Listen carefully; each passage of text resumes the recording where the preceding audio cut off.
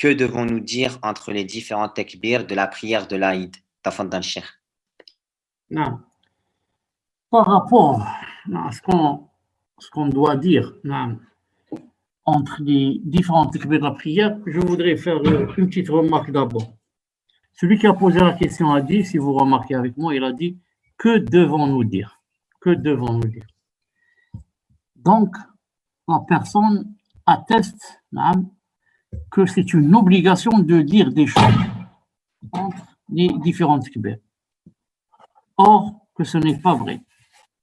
D'abord, il n'y a rien dans la sunna du prophète sallallahu alayhi wa sallam. Et deuxièmement, s'il y avait, ce n'est pas une obligation. C'est juste une sunna, une recommandation. Donc, que devons-nous dire? Il n'est pas à sa place. Il aurait été préféré de dire, par exemple, c'est quoi la sunna entre les différentes takbirs. Mais que devant? Devoir, ça veut dire que c'est obligé. Ça veut dire si je ne dis pas, j'ai des péchés. Si je ne dis pas, j'ai des péchés. Or, ce n'est pas vrai. Il n'y a même pas une sunna en ce sens. Qui vient du prophète sallallahu alayhi wa sallam.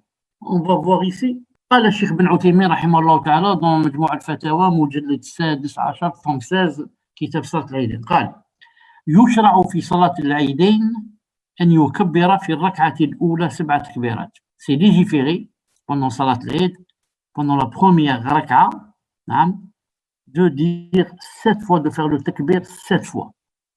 الأولى يفتتح به الصلاة, la première takbir, c'est pour ouvrir la salat, pour commencer la salat. Et 6 autres après, 6 takbir après, pour que ça fasse 7.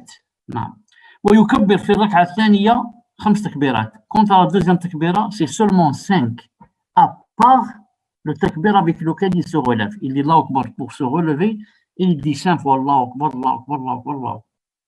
Comme ça. C'est pour ça que ça fait pas longtemps, on m'avait posé une question, les frères d'Alès, et j'avais dit que pour la deuxième takbira, pour la deuxième rak'a, j'avais dit, il dit 5 et il compte le fait qu'il se relève, le takbir du fait qu'il se relève, alors que non. Ce takbir est séparé. Il le dit, ensuite il ajoute 5 autres.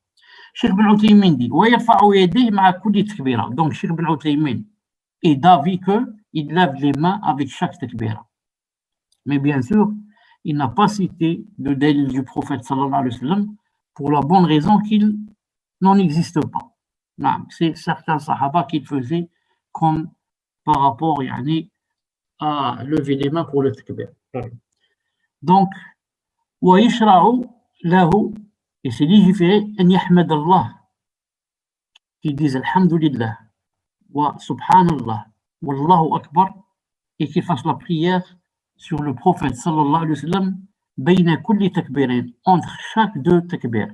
Entre chaque 2 takbir, qui dit ces 4 choses. Subhanallah, Alhamdulillah, La ilaha illallah, Allahu Akbar, et il fait la salat sur le prophète sallallahu alayhi wa sallam, mais comme vous savez aussi, il n'a pas donné un dalil du prophète sallallahu alayhi wa sallam.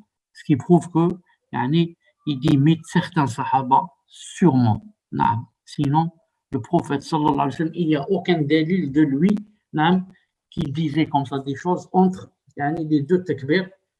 Mais si les sahaba l'ont fait, il n'y a pas de mal à les imiter, à le faire. Ce sont les meilleurs gens après le prophète sallallahu alayhi wa sallam.